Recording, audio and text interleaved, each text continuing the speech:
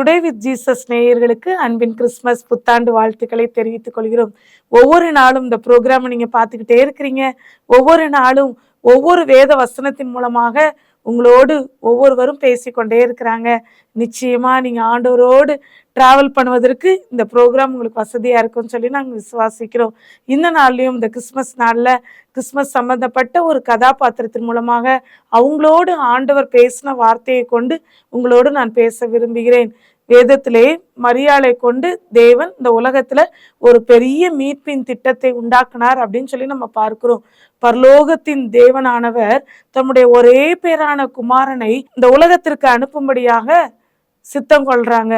அப்படி அந்த சித்தத்தை இந்த பூ உலகத்துல ஒரு மனிதனாய் பிறந்து நம்முடைய பாவங்களுக்காக, நம்முடைய சாபங்களுக்காக, நம்முடைய நோய்களுக்காக சிலுவையில அடிக்கப்பட்டு மரித்து மறுபடியும் 3ஆம் நாள் உயிரோடு எழுந்த அந்த தேவாதி தேவன் இந்த உலகத்துல நம்முடைய காரியங்கள் எல்லா விதத்திலையும் நம்மளோடு இருந்து நம்மை வழிநடத்துவதற்கு அவர் வல்லமையுள்ள தேவனா இருக்கிறாரு. அந்த இயேசு பாலனை இந்த உலகத்துல கொண்டு வருவதற்கு தேவனால் தெரிந்து கொள்ளப்பட்ட ஒரு கதாபாத்திரம் யார் அப்படின்னு சொல்லி பார்த்தோம் அப்படின்னு சொன்னா அவங்கதான் மரியாள்.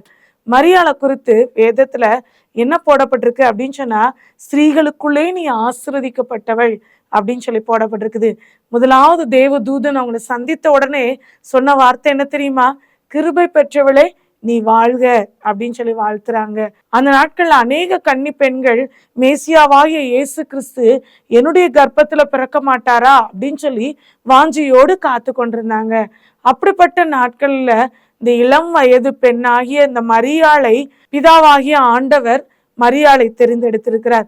அப்படிப்பட்ட ஒரு பரிசுத்தமுள்ள ஒரு பெண்ணா, கீழ்ப்படுதலுள்ள பிள்ளையாய், ஒரு ஒழுக்கமுள்ள பிள்ளையாய், பெற்றோரால வளர்க்கப்பட்டு கர்த்தருக்கு பயந்து நடக்கிற ஒரு பெண்ணாக மரியாள் இருந்திருப்பாங்க அப்படின்னு சொல்லி நான் விசுவாசிக்கிறேன். அந்த மரியாளை பார்த்து இந்த வார்த்தையை சொன்ன உடனே அவங்க மனதுக்குள்ள கலக்கம் வந்தது, பயம் வந்தது. திருமணத்திற்கென்று எனக்கு நிச்சயிக்கப்பட்டிருக்குது, யோசேப்பு என்கிற புருஷன் எனக்கு வாழ்க்கை துணையாக நியமிக்கப்பட்டிருக்கிற ஒரு கணவர், இவரோடு நான் குடும்பம் நடத்த ஆரம்பிக்கல. ஆனா எனக்கு வந்திருக்கிற செய்தி, பரலோகத்துல இருந்து வந்திருக்கிற செய்தி என்ன அப்படின்னு சொன்னா, என்னுடைய வயிற்றிலிருந்து பிறக்கிற குழந்தை அவர் இயேசு, அவர் ஜனங்களின் பாவங்களை நீக்குகிற இரட்சகர் அப்படின்னு சொல்லி சொல்லப்படுகிறதே. இந்த வார்த்தை எப்படி ஆகுமோ அப்படின்னு சொல்லி, இது எப்படி சமுதாயத்துல இருக்கிற மக்கள், நான் கன்னிப்பெண்ணா நான் கர்ப்பம் தரிச்சேன் அப்படின்னு சொன்னா இந்த உலகத்து மக்கள் என்னை எப்படி ஏற்றுக்கொள்வாங்க, எப்படி என்னுடைய கணவர் என்னை ஏற்றுக்கொள்வாரு அப்படின்னு சொல்லி பல குழப்பங்கள் இருந்தது. அவங்களுக்குள்ளாக பயம் இருந்தது.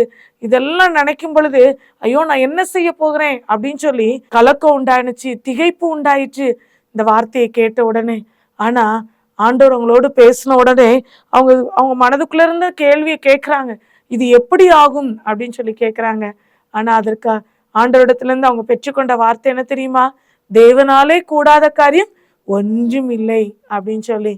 உங்க ஆண்டவரால கூடாத காரியம் ஒண்ணுமே இல்லை, நீ விசுவாசித்தா தேவனுடைய மகிமையை காண்பாய் என்று சொல்லி ஆண்டவருடைய வார்த்தை சொல்லுகிறது. இந்த நாளிலையும் ஆண்டவர் உங்களுடைய வாழ்க்கையில எத்தனையோ காரியங்களில் இந்த வருஷத்துல, இந்த 2025 இருந்து இது வரைக்கும் நீங்க டிராவல் பண்ணி வந்திருப்பீங்க. இந்த கடைசி மாதத்துல கடைசி நாட்களுக்குள்ள நான் போய்கிட்டு இருக்கிறேனே, என் வாழ்க்கையில இது எதிர்பார்த்த இந்த காரியம் நடக்கலையே அப்படின்னு சொல்லி நீங்க சோர்ந்து போயிருக்கிறீங்களா? ஆண்டவரால எல்லாம் கூடுங்க. அவரால் கூடாத காரியம் ஒன்றுமே இல்லை. ஐயோ நான் படிச்சு முடிச்சுட்டேன், எனக்கு வேலை கிடைக்கலையே, எனக்கு நான் படித்த படிப்பிற்கு ஏற்ற வேலை கிடைக்குமா, நான் வேலைலாம் பார்க்குறேன் ஆனா எனக்கு நல்ல ஒரு வாழ்க்கை துணை அமையலையே, எனக்கு எப்போ திருமண காரியம் நடக்கும் அப்படின்னு சொல்லி நீங்க யோசிக்கிறீங்களா? உங்க வாழ்க்கையில எல்லாவற்றையும் தேவன் செய்து முடிக்கிறவராய் இருக்கிறார். வேதத்துல ஒரு அழகான வசனம் சொல்லுகிறது, கர்த்தர் எனக்காக யாவையும் செய்து முடிப்பார் என்று சொல்லி.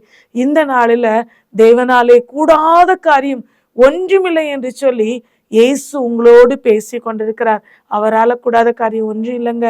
மரியாளுக்கு அந்த வார்த்தை சொல்லப்பட்டதோடு மட்டுமல்ல, இந்த வார்த்தையை கேட்டுக்கொண்டிருக்கிற இந்த நிகழ்ச்சியை பார்த்து கொண்டிருக்கிற உங்களோடு ஆண்டவர் பேசுகிறார். என்னால எல்லாம் கூடும் மகளே, நீங்க என் சமூகத்துல நீங்க அமர்ந்திருந்தா போதும், ஏற்ற வேளையில ஏற்ற நேரத்துல உங்களுக்கு தேவையான எல்லா காரியங்களையும் நான் நிச்சயமாய் கட்டளையிடுவேன் அப்படின்னு சொல்லி சொல்றாருங்க.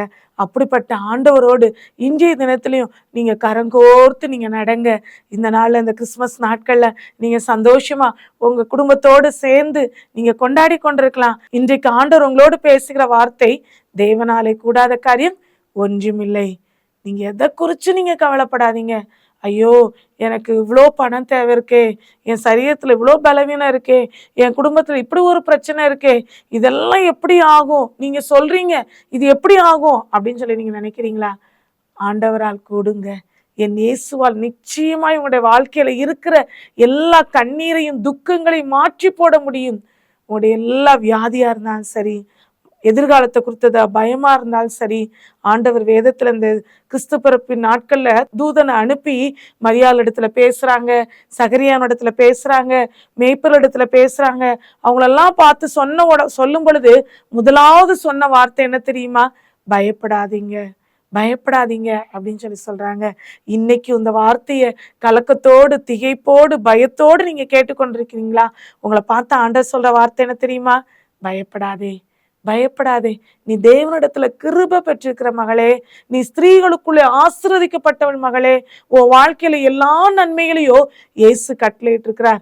ஆண்டவர் உன்னை ஆசீர்வதிக்கல அப்படின்னு சொன்னா இன்னைக்கு நீ உயிரோட இருக்க மாட்ட.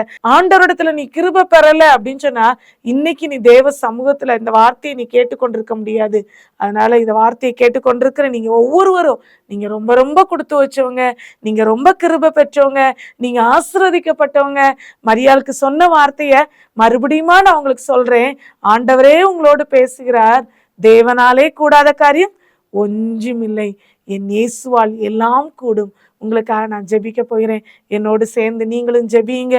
உங்க வாழ்க்கையில நீங்க எதிர்பார்க்கிற அற்புதங்களை, நன்மைகளை இயேசுவாண்டவர் இந்த நாளில் உங்களுடைய வாழ்க்கையில கட்டளையிடுவதற்கு அவர் வல்லமையுள்ளவராக இருக்கிறார்.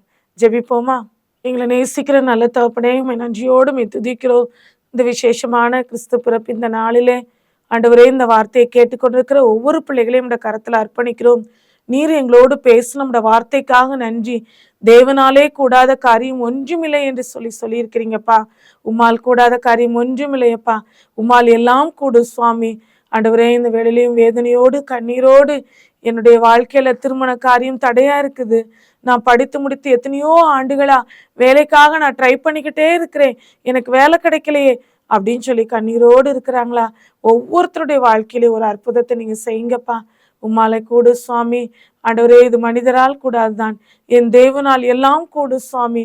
கர்த்தர் கிருபையாய் இறங்குங்க. அவங்க வாழ்க்கையில அவங்க எதிர்பார்க்கிற அற்புதத்தை நீங்க செய்யுங்க என்று சொல்லி நாங்க ஜெபிக்கிறோம். உங்களோட கரத்துல முழுதுமாய் தாழ்த்துகிறோம், அர்ப்பணிக்கிறோம். இயேசுவின் மூலம் ஜெபம் கேளும் நல்ல பிதாவே, ஆமென்.